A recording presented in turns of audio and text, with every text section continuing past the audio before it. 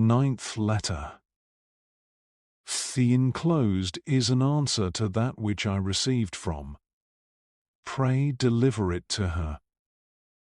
She seems to me full of good will, but she would go faster than grace. One does not become holy all at once.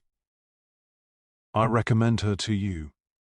We ought to help one another by our advice, and yet more by our good examples. You will oblige me to let me hear of her from time to time, and whether she be very fervent and very obedient. Let us thus think often that our only business in this life is to please God, and that all besides is but folly and vanity.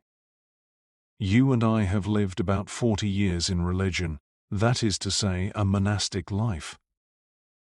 Have we employed them in loving and serving God, who by His mercy has called us to this state, and for that very end? I am filled with shame and confusion when I reflect, on one hand, upon the great favors which God has done, and incessantly continues to do me, and on the other, upon the ill use I have made of them, and my small advancement in the way of perfection. Since by His mercy He gives us still a little time, let us begin in earnest. Let us repair the lost time. Let us return with a full assurance to that Father of mercies, who is always ready to receive us affectionately.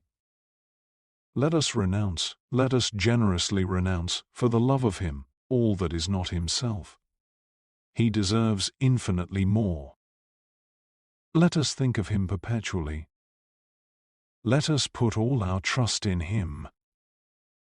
I doubt not, but we shall soon find the effects of it in receiving the abundance of His grace, with which we can do all things, and without which we can do nothing but sin.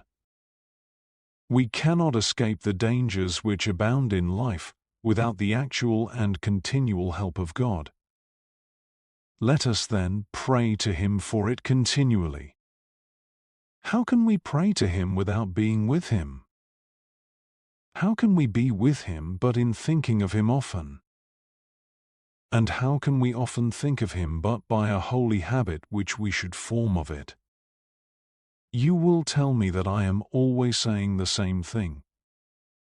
It is true, for this is the best and easiest method I know, and as I use no other, I advise all the world to do it. We must know before we can love. In order to know God, we must often think of Him. And when we come to love Him, we shall then also think of Him often, for our heart will be with our treasure. This is an argument which well deserves your consideration. I am, yours, etc.